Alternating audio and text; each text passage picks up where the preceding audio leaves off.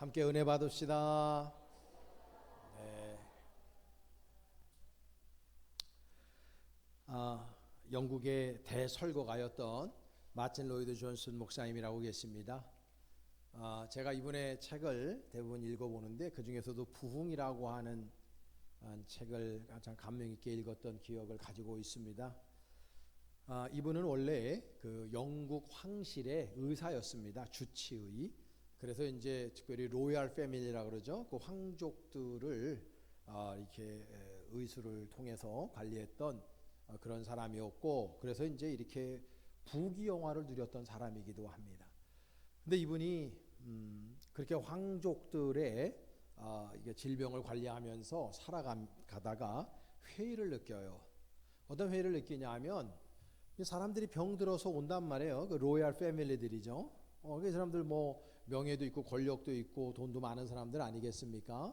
그러니까 이 사람들 병 고쳐주니까 가서 쓸데없는 짓을 하는 거예요. 죄악을 짓고. 그래서 이분이 그런 걸 하면서 이건 아니다 싶어서 의술을 내려놓고 그리고 작은 마을로 가서 거기에서 이제 목회를 하면서 내가 영의 질병을 고치는 사람이 돼야 되겠다, 이 마음을 가진 거예요. 가서 이제 목회를 열심히 하는데 원래 이분이 탁월한 설교가이기도 하지만 그 동네에 소문난 술주정뱅이가 있었는데 하나님의 말씀을 듣고 난 이후에 그 술주정뱅이가 회심하고 주님께로 돌아와서 완전히 다른 삶으로 그 사람 바뀌는 걸 보고 이분이 너무 기쁜 거예요. 근데 정말 기쁜 게 뭐냐면 이 원래 설교를 하잖아요. 목사가 여러분 대해서 설교를 좀 합니다만 교인들이 은혜를 참 잘 받아요. 교인들 보편적으로. 근데 목사가 설교하면은 저도 이제 여기저기서 설교하고 다니다 보면 제일 은혜를 못 받는 그룹이 두 그룹이 있어. 하나는 목사 그룹, 하나는 장로 그룹. 이게 쉽지가 않아요. 그러니까 여기서도 지금 제가 설교하는데 아마 우리 교회 장로님들이 제일 은혜가 안 될 가능성들이 있어요. 그러지 않길 바라지만. 근데요, 그 두 부류보다 더 은혜 못 받는 부류가 딱 한 부류가 있어요. 그게 목사 3호예요, 3호. 그래서 그날 만약에 목사 3호가 제 아내가 은혜를 받았다 그러면 그날은 게임 끝난 거야. 그런데 이 목사님 3호님이 말이죠, 어느 날 회심을 한 거예요. 이 목사님한테 와서 내가 완전히 예수님을 올곧게 인격적으로 만나고 주님을 영접했다고 기쁜 마음으로 남편한테서 이야기를 하는 거예요.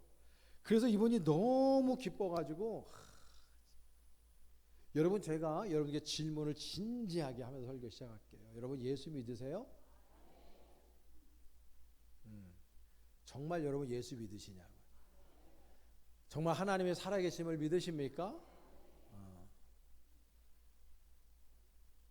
여러분, 우리나라에도 1970년 중반에 오셨던 우리 빌리 그레이엄 목사님은 많이 오셨죠. 우리나라에 그때 온 것은 아니지만 그때 이제 그 여의도에서, 지금 여의도 건물 뭐 다 있죠. 여의도가 건물이 없었잖아요.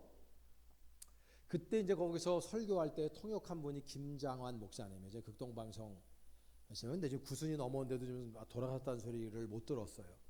그분이 그때 당시 빌리 그레이엄 목사님의 통역을 해가지고 이분이 일약 스타덤에 오르고 저 수원 쪽에서 아주 큰 그 교회를 하셨죠. 그런데 이 빌리 그레이엄 목사님이 이제 인생 말년에 돌아가셨지만 돌아가시기 전에 이분이 어떤 회개를 했나 하면요, 나는 하나님의 은혜 가운데에서 정말 세계에 안 가본 데가 없을 정도로 많은 국가를 자기가 방문하고 그곳에서 하나님의 복음을 불신자들에게 전했다는 거예요. 너무 감사하다는 거예요. 감사한데 자기가 인생의 말년 죽을 때 돼서 깨달은 게 뭐냐 하면 너무나 황당했던 게 이게 불신자들이 교회 바깥에만 있었는 줄 알았는데 교회 안에도 불신자들이 너무 많이 있다는 거예요. 교회를 다니긴 하는데 예수 안 믿는 사람, 교회를 다니고 직분도 받고 했는데도 불구하고 하나님의 살아계심의 역사를 올곧게 믿지 못하는 사람들이 교회 안에 너무나 많다는 것을 깨닫고 빌리 그레이엄 목사님이 뜨겁게 회개하다 가셨다. 여러분 정말 하나님이 나의 진정한 아버지가 되심을 믿으십니까? 예수님이 나의 주님이시고 구세주가 되심을 정말 믿으십니까? 이제 이게 전제 조건으로 돼야, 그래야 이제 설교가 여러분들 마음판에 새겨지는 거예요. 자, 여러분 보세요. 지금 우리가 사는 세상을 말세. 저 어렸을 적에도 우리 아버지 할아버지 또래 되시는 분들이 어이구 말세다. 믿지 않는 사람들도 말세다 그러고 다녀. 너무나 많이 들었고 지금도 우리가 말세를 분명히 살아가고 있는 게 분명해요. 근데 성경에 보게 되면요, 구약과 신약에 말세에 일어날 징조들, 말세의 표적들에 대해서 굉장히 많은 부분에 있어서 적어놨어요. 그 중에서 신약 성경에서는 마태복음 24장이 너무 귀한 말씀들을 예수님이 직접 예수님이 말세에. 자, 우리 함께 말씀을 읽겠습니다. 시작.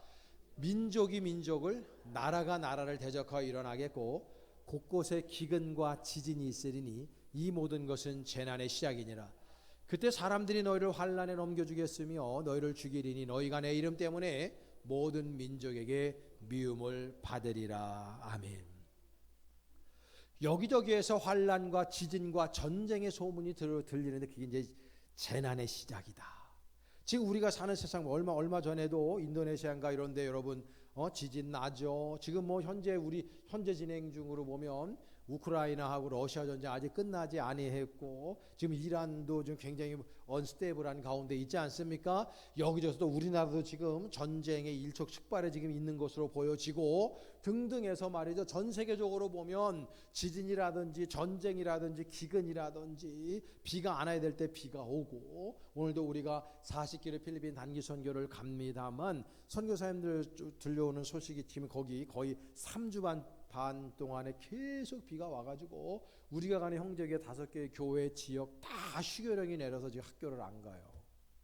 그래서 이제 우리가 잘못하면 보트 타고 다니게 생겼어요 지금요. 근데 보면 비가 와야 될 때 안 오고 또 오지 말아야 될 때 오고 눈 오지 않는 지역에서 눈이 온다든지 등등 해서 지금 전 세계적으로 너무나 많은 기후 때문에 몸살을 앓고 있는 것이 사실이에요. 이게 지금 말세의 징조들이고, 더 나가서 세상 사람들이 우리 그리스도인들을 잡아 죽이고 그런 죽이는 데 넘겨주겠고 우리가 모든 민족들에게 미움을 받을 것이다. 교회가 그리고 우리 그리스도인들이 세상 사람들에게 미움을 받을 것이다 라고 성경에 예수님께서 이사장에 분명히 말씀해 주고 있어요. 말세에 이런 일이 있을 것이다. 지금 여러분 보면 선진국이라고 하는 대부분의 나라들에서 교회와 그리스도인들이 힘을 잃어가고 있고 쓸데없이 괜히 욕을 먹고 미움을 사고 있다는 거 우리가 너무나 잘 알고 있는 거예요. 우리는 지금 이미 말세의 때에 한복판으로 들어와 살고 있는 거예요. 근데 여러분 24장 31절과 44절에 보면 예수님이 이렇게 말씀해요. 다 같이 시작. 그가 큰 나팔 소리와 함께 천사들을 보내리니 그들이 그의 택하신 자들을 하늘 이 끝에서 저 끝까지 사방에서 모으리라. 이러므로 너희도 준비하고 있으라. 생각하지 않은 때에 인자가 오리라. 할렐루야. 준비하고 있으라는 거예요. 생각하지 않을 때 인자 예수님이 이 땅에 오시겠다고 말씀하고 있는 거예요. 예수님의 초림은 2000년 전에 있었고요. 이제 어느 순간에 예수님의 초림과 예수님의 재림 사이의 어디를 우리가 살고 있는 것인데 그 가운데 예수님이 언제 오시는지는 아무도 몰라요. 그래서 예수님께서 말씀하시는 게 뭐냐면 말세를 사는 것이 분명하니 너희들 정신을 차리고 준비해야 된다. 내가 인자가 언제 올지를 모른다라고 하는 거예요. 갑자기 우리가 모르는 사이에 예수님의 재림의 역사가 있겠다라고 이야기하고 있는 거예요. 그래서 여러분 우리가 말세를 살아갈 때 우리는 말세에 분별하며 살아야 되는데 어떤 것들을 분별하며 살아야 되는지를 제가 오늘 3가지로 요약해서 여러분들에게 말씀을 드리려고 그래요. 첫째는요, 내가 누구인지를 알아야 됩니다. 저 더 따라서 해볼까요? 내가 누구인지를 알아야 한다. 나 이름이 있는데요. 우리 어머니 아버지도 근데 그거 묻는 게 아니에요. 내가 누구인지를 알아야 된다라고 하는 건 내 존재가 무엇인지를 올곧게 깨달아야 된다고 말씀하고 있는 거예요. 여러분 보면요, 사도 바울 같은 경우에는 자기가 누구인지를 명확하게 알고 산 사람이에요. 다메섹에서 예수 만나고 그분은요 자기 스스로를 두 가지로 특별히 규정을 짓죠. 하나는 아포스톨로스, 내가 사도다. 아포스톨로스라는 말은 보냄을 받은 자다 그런 뜻이고요. 또 하나는 듀울로스로 이해했어요. 듀울로스라고 하는 것은 슬레이버리, 노예예요. 노예. 우리가 흔히 종이라고 표현했지만 정확한 번역은 노예여야 맞는 거예요. 종이 아니라 노예. 노예는 인권 자체가 없어요. 주인이 가라면 가고 서라면 서고 죽으라면 죽는 거지, 자신의 인권을 가지고 인격을 가지고 무엇을 주장할 수 없는 신분이 노예예요. 종하고는 레벨이 달라요. 어쨌든 간에 사도 바울은 자기 자신을 그 사도와 종으로 이해했고 그렇게 이해한 대로 살아요. 사람은 똑같습니다. 내가 이해한 대로 살아요. 사람은 내가 생각하는 대로 사는 거예요. 근데 오늘 본문에 베드로 기자가 뭐라고 우리들을 규정했냐면, 너희는 택하신 족속이고 왕 같은 제사장들이고 거룩한 나라고 그의 소유된 백성이라고 우리를 규정하고 있어요. 여러분, 이 네 개의 직업군이라면 직업군이고 이 네 개의 다른 양태로 보이지만 이 네 개의 부류의 사람들은 한 꼴을 향해서 모여진 공동체예요. 그게 뭐냐면 하나님을 하나님의 말씀대로 예배하는 공동체여야 된다는 것이죠. 여러분, 구약에 보면 북이스라엘과 남유다가 아수르에게 BC 721년과 그리고 바벨론에게 BC 587년에 망합니다. 그 망했던 가장 중요한 원인이 성경을 보면 분명히 나오죠.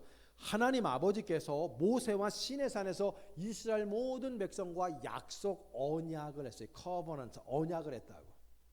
약속을 하기를 뭐냐면, 너희는 내가 출애굽 시켜서 아브라함 너희 조상에게 약속한 저 가나안 땅 적과 꼬리는 가나안 땅으로 들어가서 그곳에서 나만을 예배해야 된다. 그래서 하나님께서 그 시내산에서 십계명을 주셨어. 십계명의 1계명이 뭐예요? 언제 한번 설교를 십계명 가지고 해야 될 것 같아요. 나 외에 다른 신 섬기지 말라는 거예요. 그게 하나님이 1계명으로 주신 계명이거든요. 그러니까 결국은 1에서 4계명까지는 하나님과 나와의 관계인데, 그 모든 거는 하나님 이외에는 다른 신은 없으니 하나님만을 예배하는 공동체 니네 만들어야 된다는 것을 하나님께서 말씀한 거예요. 그건 하나의 명령이고 이스라엘 백성과 맺은 언약이에요. 근데 이스라엘 백성들이 가나안 땅에 들어가서 그 언약을 파기했단 말이에요.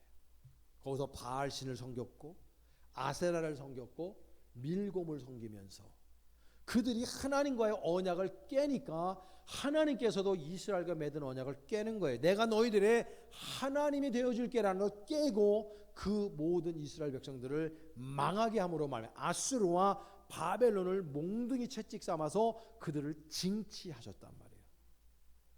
여러분, 우리가 오늘 본문에 있는 것처럼 내가 택하신 족속이고 왕 같은 제사장들이고 거룩한 나라고 그분의 소유된 백성이라고 나 자신을 규정하면 나는요 신령과 진정으로 날마다 생명 걸고 예배 드리는 사람이 되어야 한다는 거예요. 다시 한번 저는 여쭙게요. 여러분, 지금 예배를 그렇게 생명 걸고 예배 드리고 있습니까?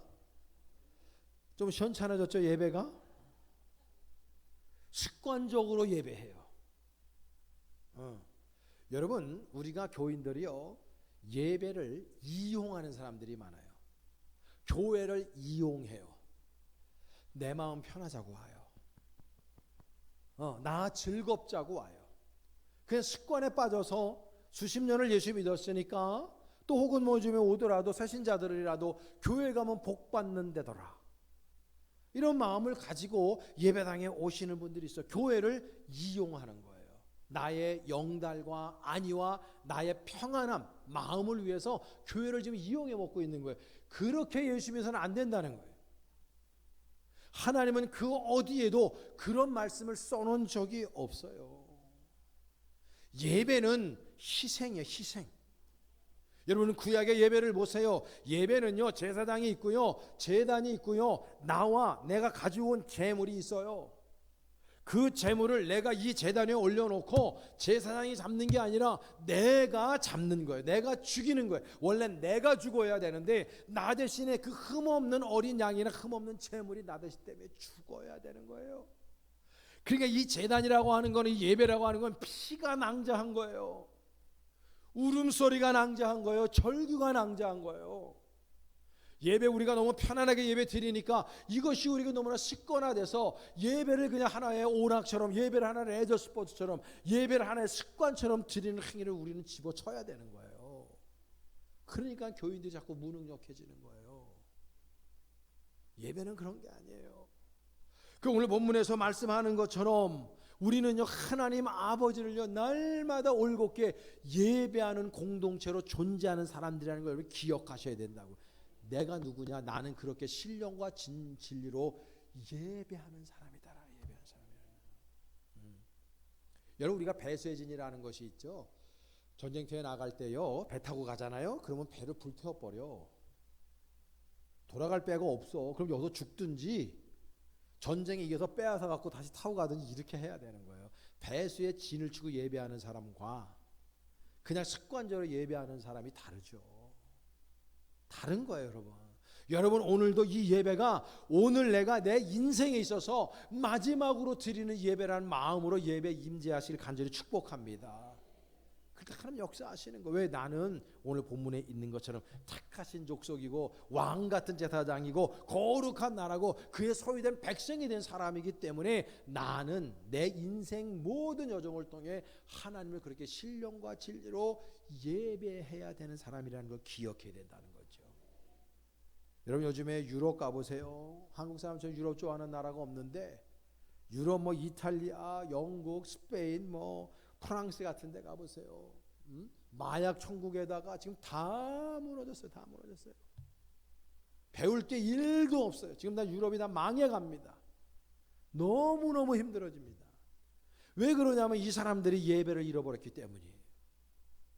제가 그랬잖아요. 2018년도에 제가 프랑스 월드컵 할 때 그 현장에 있었다.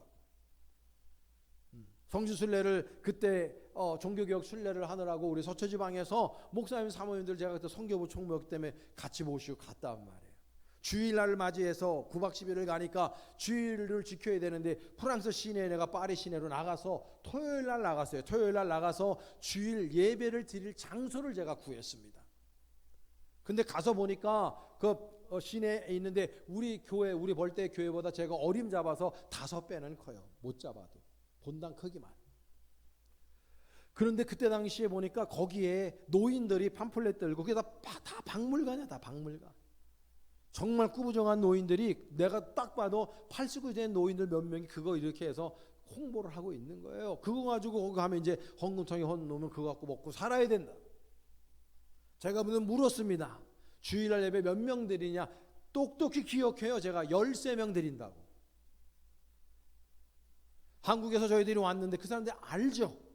코리아가 얼마나, 왜냐하면 그분들은 옛날에 그 뜨거웠던 믿음을 기억하는 분들이잖아. 8, 90대셨으니까. 너무 좋아하면서 목회자들이 여기 예배 드린다 그러니까 얼마든지 공개할 테니까 예배 드리러 오라고 해서 우리가 10시 반인가 거기 갔다고요. 여러분은 성당 다 기억하시죠? 딱 이렇게 있으면요, 뒤편에는요 파이프 오르간이 쫙 있습니다. 앞에는요 얼마나 귀한 그런 장식이 되어지지 몰라요. 어마어마하게 사이즈가 큰 그런 교회인데 사람이 없어요. 지금 유럽 교회가 다 망가진 거예요. 그 교회의 예배가 망가지니까 유럽이 망가진 거예요, 여러분. 지금 우리나라도 그 꼴로 가야 되겠습니까? 반면교사 삼아야 될 거 아니에요.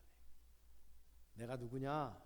나는요 택하신 족속이고요, 왕 같은 족속이고요, 거룩한 나라들이고요, 그분의 소유된 백성들임을 여러분 기억하고 이렇게 우리가 아름답고 귀하게 예배 드릴 수 있을 때 생명 걸고 예배하는 여러분 되시길 간절히 축원합니다. 두 번째로는요, 이 말세에 우리가 분별해야 될 영이 뭐냐면 마귀의 영을 마귀의 전략을 반드시 여러분 분별할 줄 알아야 돼요. 마귀는요, 언어의 마술사들이에요. 그 여러분 우리가 창세기 1장에 보게 되면은 사탄 마귀가 아담과 하와한테 나타나서 그러잖아요. 정령 죽지 아니하리라. 야, 선악과 따먹어도 돼. 안 죽을 거야. 이렇게 말을 바꿔버려요. 그래서 이 아담과 하와가 그 꼬임에 넘어가서 선악과 먹어보면 우리가 원죄를 진 거 아닙니까? 저희 우리나라에 보건복지부 들어가면은요, 낙태라는 말을 이제 쓰지 않아요. 낙태 대신에 임신 중단 이렇게 적어놨어요. 말을 그렇게 바꿔서 낙태를 나쁜 것이 아니고 선택의 문제다 이렇게 말해요. 음란한 그 성행위나 동성애를 성평등 이렇게 딱 말을 만들어놔요. 성소수자 인권 이렇게 만들어놔요. 포괄적 차별금지법 얼마나 좋아. 포괄적으로 차별을 금지한다는데 그 안에 독소 조항이 반성경적인 조항들이 가득 차 있는 거를 그렇게 만들어가지고 못하게 만들어요.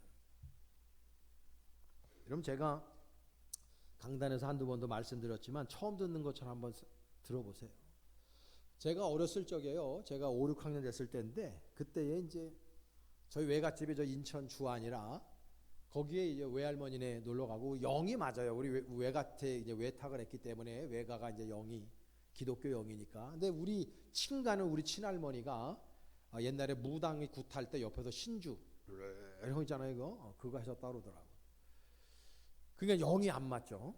그래서 제가 태어나서 우리 이제 친할머니 그 있는데 집에 있는데 그렇게 울면서 제가 꼴깍 넘어가가지고 그 온몸이 막 검해지고 황달 그게 너무 심해가지고 그러고 있는데 우리 할머니는 그냥 놔두면 애가 저절로 살아난다. 그때 우리 외할머니가 딱 와서 딱 보니까 애가 상태가 안 좋은 거예요.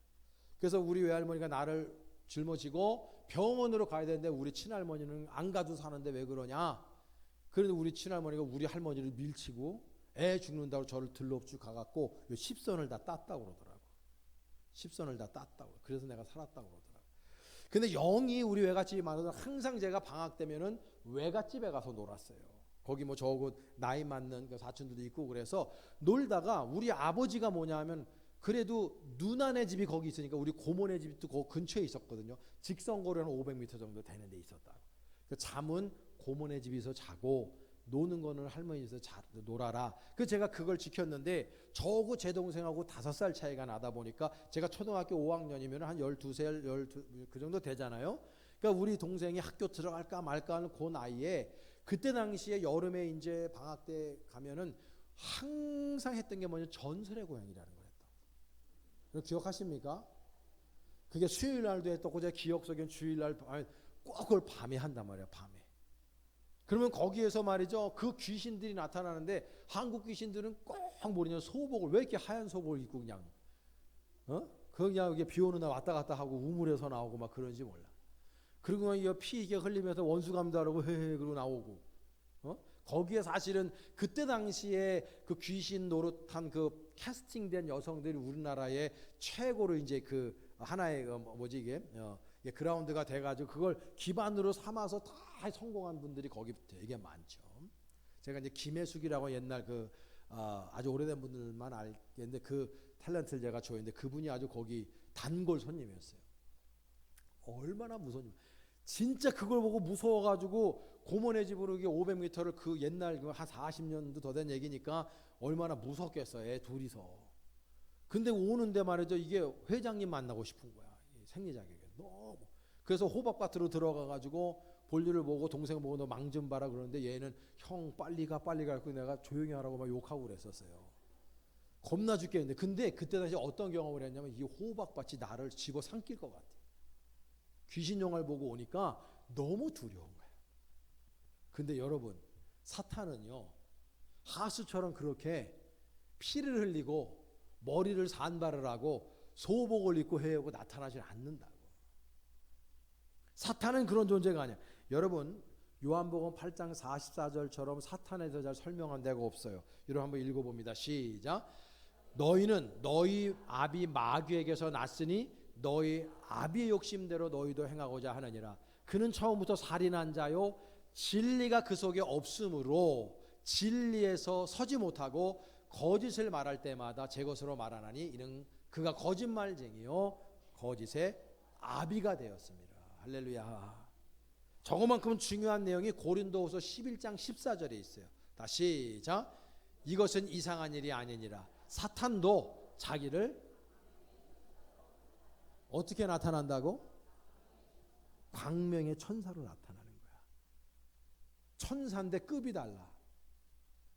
천사처럼 나타나는데 광명의 천사로 나타난다.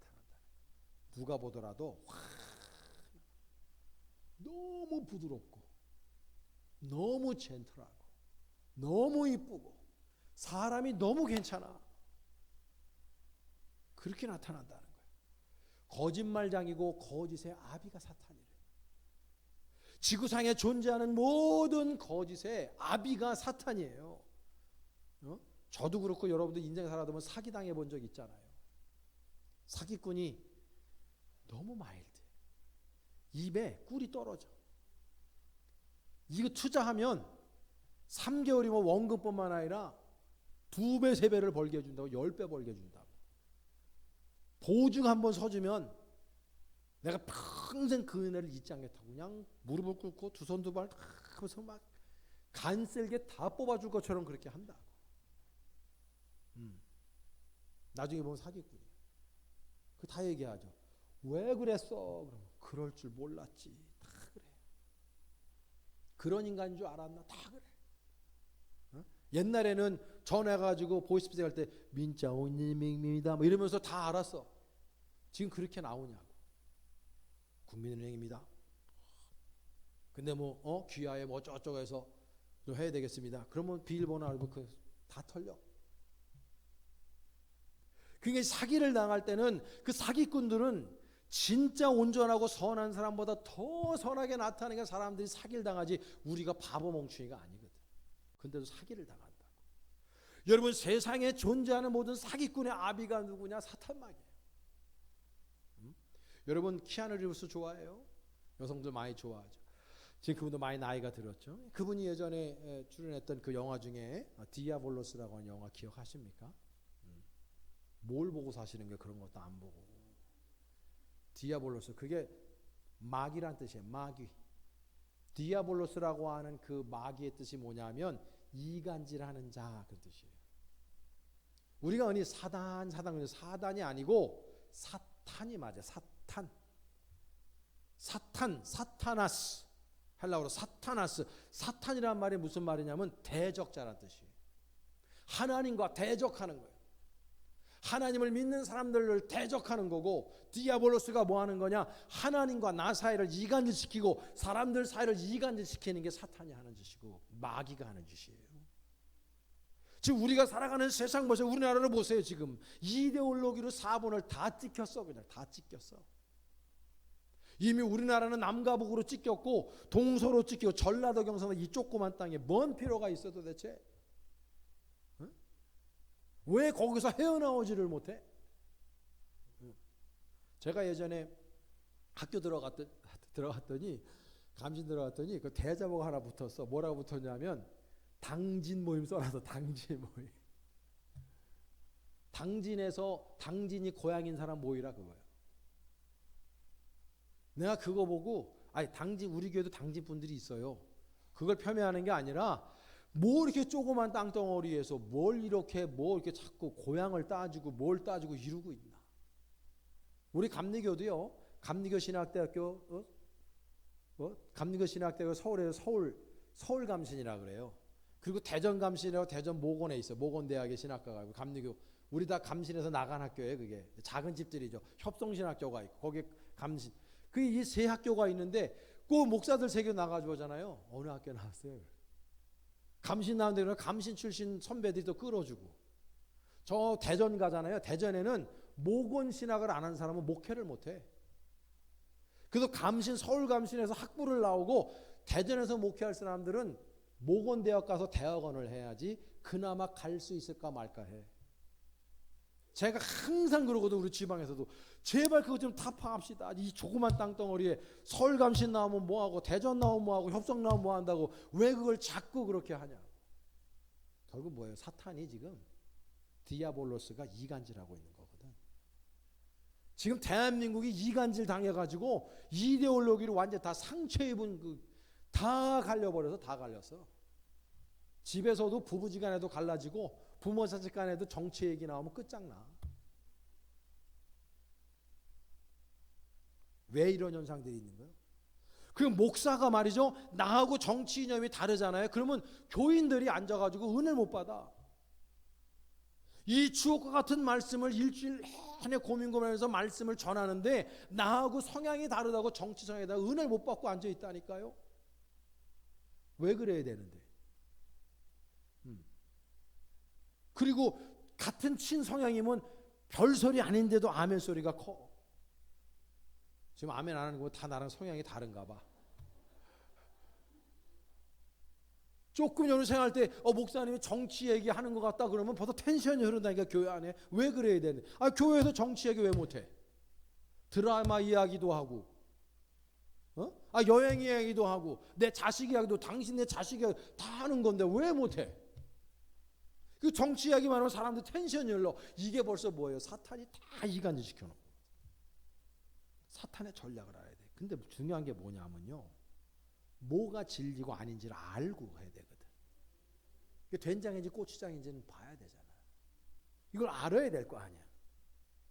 그래야 된장을 쓸 때 된장을 쓰고 소금을 쓸 때 소금을 쓰는데 이게 뭔지도 모르면 안 된단 말이야. 여러분들이 진리 편에 서 있냐 아니냐를 어떻게 구분하느냐? 성경 보면 나와. 성경 보면.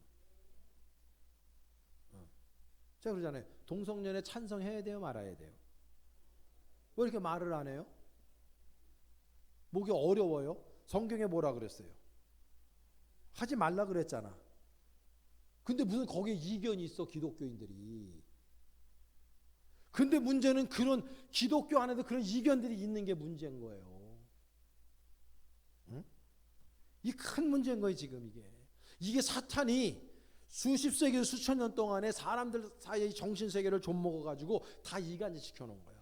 하나님의 말씀이 이게 정답인데 이거가 우리들에게 있어서 정답지고 이걸 통해서 딱 들이대면은 이게 진리인지 아닌지 정답인지 오답인지를 알 수가 있는데 사람들이 이 말씀도 제대로, 그건 내가 묻는 거야. 예수 믿냐고. 예수를 믿으면 말씀을 믿어야 되는 건데 말씀이 믿겨지질 않으니까 이게 우리들의 가장 중요한 이게 교보제인데 이거를 가지고 모든 걸 판단해야 되는데 사람들이 이걸 갖고 판단을 안 해버려. 왜? 예수를 안 믿는 거야. 하나님을 제대로 안 믿는 거예요. 그러니까 엉뚱한 딴소리들을 하는 거예요. 목사들도. 어떻게 그럴 수가 있냐 말이에요. 여러분 이 말세 때에는요, 이게 혼란스러운 거야. 이게 뭐가 진리인지 아닌지 우리를 미혹하는 영들이 유튜브 인플루언서 비롯해가지고 수많은 사람들이 그러고 있는 거예요. 내가 지난주도 여쭈었지만 여러분 어젯밤에 뭐 하다 주무셨어요? 왜 그걸 또 프라이빗한 걸 자꾸 물으시고 그런데야, 목사님이. 사생활 침해 아닌가? 제가 여러분들을 폄훼하는 게 아니라 보편적으로 다 SNS, 유튜브 보다가 졸리면 몇 번 얼굴 좀 얻어맞고 그러다가 여러분 주무셨을 거야. 남이 하는 얘기, 하나 쓸데없는 얘기, 정치인들이 하는 얘기, 어떤 인플루언서가 하는 얘기, 다 거짓말들, 다 쓸데없는 말들, 쓰레기 같은 말들, 다 노이즈 같은 말들. 그런 얘기를 듣다가 예배당에 와서 이 설교를 들으니 이게 제대로 들어오겠냐고요.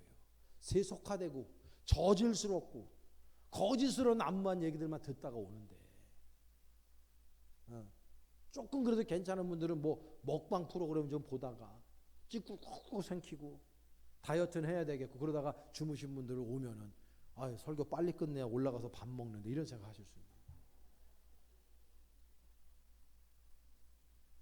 여러분 이 말씀이 우리에게 정답지예요. 그게 우리들에게 뭐가 필요하냐? 영 분별력이 필요한 거예요. 영 분별력이 필요하다고. 마일드하게 젠틀하게 나타나도 수천 명 수만 명의 목회를 하든지 뭘 해도 거짓 사기꾼들이 판을 친다고. 지금 보셔야 되는 거예요. 여러분 아셔야 되는 거예요. 제가 아는 어떤 목사님, 지난주 내가 수요일인가 금요일에 설교할 때 했지만은 교회를 30년 넘게 다니시는 분이 그 교회 왔다는 거 아니에요. 왔는데 처음 설교를 듣고 너무 감동스럽고 놀래가지고 목사님 찾아왔다는 거 아니야. 그 목사님 직접 설교하시더라고. 내가 30년 넘게 예수를 믿었는데 강단에서 목사님이 지옥 얘기하는 거 처음 들어봤대.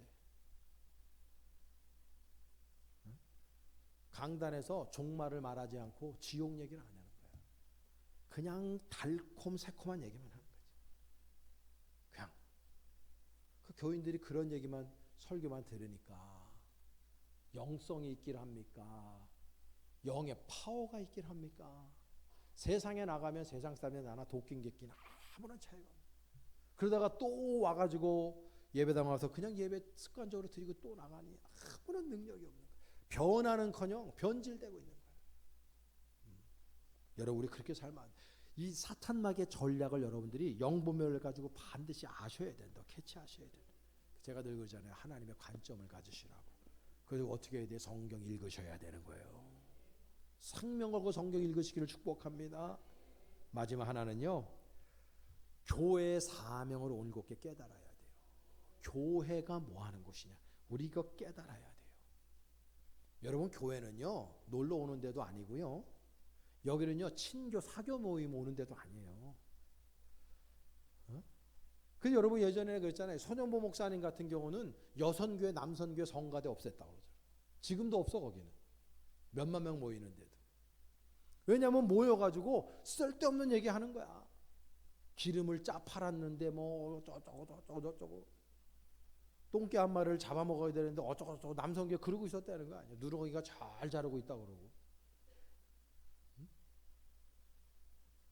그러니까 성가대에서 성가 연습을 안 하고 내 파트만 연습하고 파트 연습 안 할 때는 그냥 남의 다른 사람 씹고 엉뚱한 소리나 하고 하니까 성가대 없애고.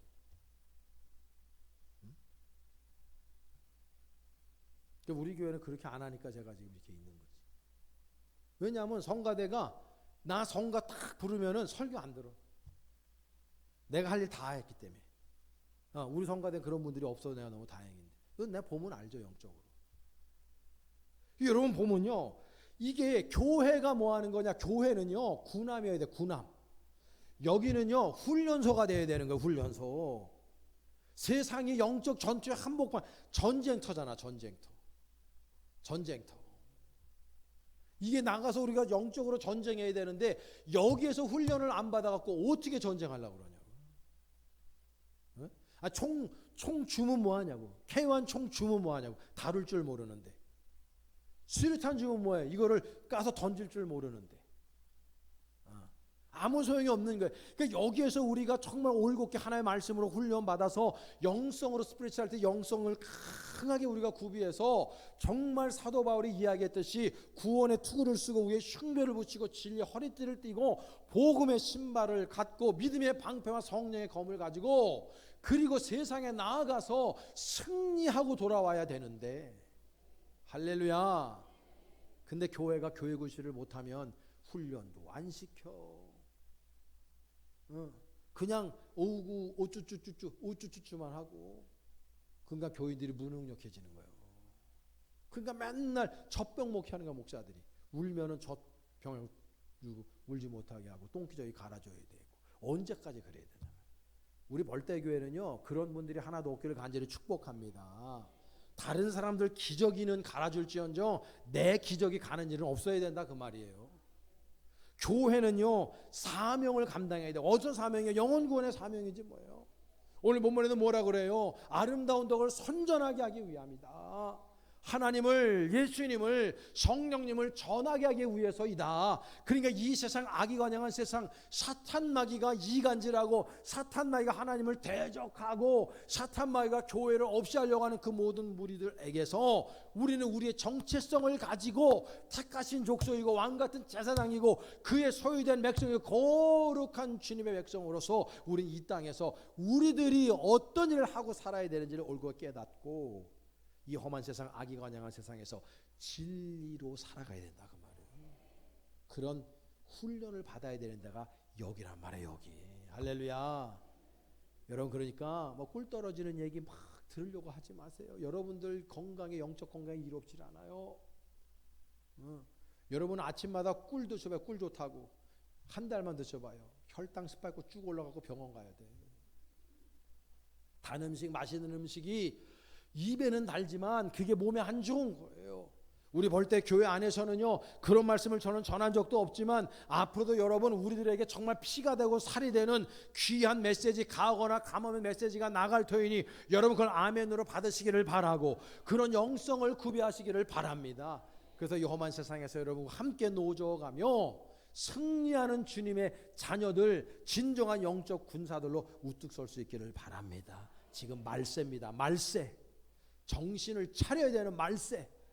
기억하시고 이 말세를 살아가는 우리들이 하나님의 말씀을 부여잡고 날마다 승리할 수 있기를 간절히 축원합니다. 우리 옆에 있는 서로 함께 우리 축복하며 정신 바짝 차립시다. 할렐루야. 기도하겠습니다. 하나님 감사합니다. 하나님 부족한 종의 입술을 통해 잠시 하나님의 말씀을 대언케 하셨습니다. 우리 사랑하는 모든 교우들 말세를 살아가는 우리들이 진정 그리스도 예수의 진정한 그리스도의 군사요 재생산 사역자들 되어서 험한 세상 악이 관영하고 비진리가 판을 치고 거짓이 난무하는 이 세상 속에서 진리를 외치며 날마다 하나님의 관점을 가지고 하나님의 말씀으로 이 땅을 승리하며 살아갈 수 있는 주의 백성들로 거듭나게 하여 주시옵소서. 그렇게 하실 주님을 소망하며 우리 구주 예수 그리스도의 이름으로 축복하며 기도하옵나이다. 아멘.